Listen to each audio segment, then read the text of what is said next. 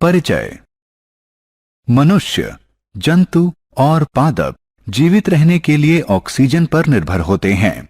कुछ जंतुओं की श्वसन तकनीक मनुष्यों के ही समान होती है, कुछ में श्वसन प्रक्रिया पूरी तरह भिन्न होती है। पादपों की श्वसन प्रणाली भी पूरी तरह अलग होती है। इस पाठ में हम जंतुओं और पादपों के श्वसन के बारे में विस्तार से पढ़ेंगे। उद्देश्य। इस पाठ के अंत में आप निम्न करने में सक्षम हो जाएंगे। कीटों में गैस का विनिमय समझाना, केंचुआ कैसे श्वसन करता है यह समझाना, मेंढक के श्वसन के विभिन्न तरीके समझाना, मछली जल में कैसे श्वसन करती है यह बताना, पादपों की श्वसन प्रक्रिया को बताना। कीटों में श्वसन। मनुष्यों ही की तरह कीटों को भी जीवित रहने के लिए ऑक्सीजन की जरूरत होती है। मनुष्यों ही की तरह वे अपशिष्ट के रूप में कार्बन डाइऑक्साइड को उत्पन्न करते हैं, लेकिन मनुष्य के विपरीत टिड्डा, घरेलू मक्खी, तिलचट्टे इत्यादि कीटों में फेफड़े नहीं होते। कीटों में जिस प्रक्रिया से गैसों का विनिमय होता है उसे विसरण कहते हैं। कीटों में श्वसन तंत्र। कीटों के शरीर में वायु उनके शरीर में पाए जाने वाले छिद्रों के द्वारा प्रवेश करती है। इन्हें श्वास रंध्र कहते हैं। श्वास रंध्र कीट के संपूर्ण शरीर में फैले हुए वायु नलियों के संजाल में खुलता है। इन नलियों को श्वास नाल कहते हैं और ये गैसों का विनिमय सुलभ करती हैं। कोशिकाओं तक ऑक्सीजन श्वास नाल तंत्र के माध्यम से पहुंचती है और कोशिका से श्वास नाल तंत्र के माध्यम से कार्बन डाइऑक्साइड से लेकर श्वास रंध्रों से कीट के शरीर से बाहर निकल जाती है। केंचुए में श्वसन।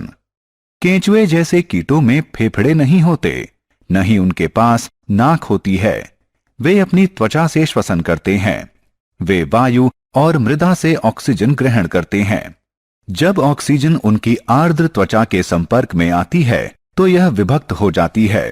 यह छोटी छोटी रक्त वाहिनियों के माध्यम से ग्रहण होती है और पूरे शरीर में संचारण करती है। यही रक्त वाहिकाएं कार्बन डाइऑक्साइड को त्वचा से बाहर निकालने के लिए ले जाती हैं। ऑक्सीजन के प्रभावी ग्रहण के लिए केंचुए अपने शरीर को आर्द्र रखते हैं। मेंढक में श्वसन। मेंढक में मनुष्यों के समान ही फेफड़े होते हैं। वे अपने फेफड़े का प्रयोग श्वसन के लिए करते हैं, लेकिन उनके फेफड़े ज्यादा विकसित नहीं होते, इसलिए वो दो प्रकार के श्वसन का प्रयोग करते हैं। एक मुख श्वसन और दूसरा त्वचीय श्वसन। मुख श्वसन में ऑक्सीजन ग्रहण की जाती है और इनके मुख में स्थित रक्त वाहिनियों के माध्यम से कार्बन डाइऑक्साइड बाहर निकल जाती है। इस प्रक्रम के दौरान फेफड़े का रास्ता बंद रहता है। त्वचीय श्वसन में ऑक्सीजन त्वचा पर स्थित रक्त वाहिनियों के माध्यम से अवशोषित की जाती है। यह श्वसन तभी प्रभावी होता है जब त्वचा आर्द्र हो। इस श्वसन तकनीक का प्रयोग मेंढक जल और थल दोनों जगह करते हैं। मछलियों में श्वसन। क्योंकि मछली एक जलीय जीव है, इसका श्वसन तंत्र थलीय जंतुओं से भिन्न होता है। मछली के पास गलफड़ यानी गिल होते हैं जो इसे जल में श्वसन करने में सहायक होते हैं। अतः मछली को श्वास लेने के लिए जल की सतह पर आने की कोई बाध्यता नहीं होती। वे ऑक्सीजन युक्त जल को अपने मुंह में लेती हैं और उसे गलफड़ के पास भेज देती हैं। गलफड़ में रक्त वाहिनियां स्थित होती हैं जो ऑक्सीजन को ग्रहण कर लेती हैं और कार्बन डाइऑक्साइड को जल में त्याग देती हैं।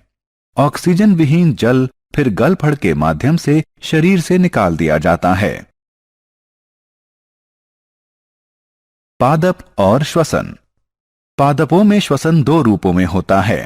एक, जब पादप के रंध्र ऑक्सीजन ग्रहण करते हैं और कार्बन डाइऑक्साइड निर्मुक्त करते हैं। ये रंध्र पादप के संपूर्ण शरीर पर उपस्थित होते हैं, यहां तक कि जड़ों में भी। दूसरा, जब प्रकाश संश्लेषण होता है। श्वसन के इस रूप में पादप कार्बन डाइऑक्साइड ग्रहण करते हैं और ऑक्सीजन निर्मुक्त करते हैं।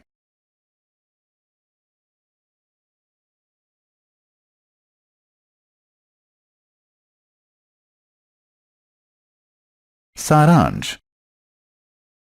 आइए हमने जो कुछ सीखा है उसे संक्षेप में दोहराएं।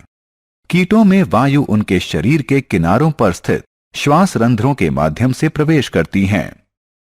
केंचुआ अपनी त्वचा के माध्यम से गैसों का विनिमय करता है। मेंढक के पास मनुष्यों के समान श्वसन के लिए एक जोड़े फेफड़े होते हैं। उनकी त्वचा आर्द्र और श्लेष्मीय होती है। वे अपनी त्वचा से भी श्वसन कर सकते हैं। वे अपने मुख से भी श्वसन करते हैं। मछलियों के पास श्वसन के लिए विशेष अंग होता है जिसे गलफड़ यानी गिल कहते हैं। पादपों में श्वसन के दो रूप होते हैं। एक रूप में ऑक्सीजन ग्रहण की जाती है और कार्बन डाइऑक्साइड निर्मुक्त की जाती है। दूसरे रूप में कार्बन डाइऑक्साइड ग्रहण की जाती है और ऑक्सीजन निर्मुक्त की जाती है।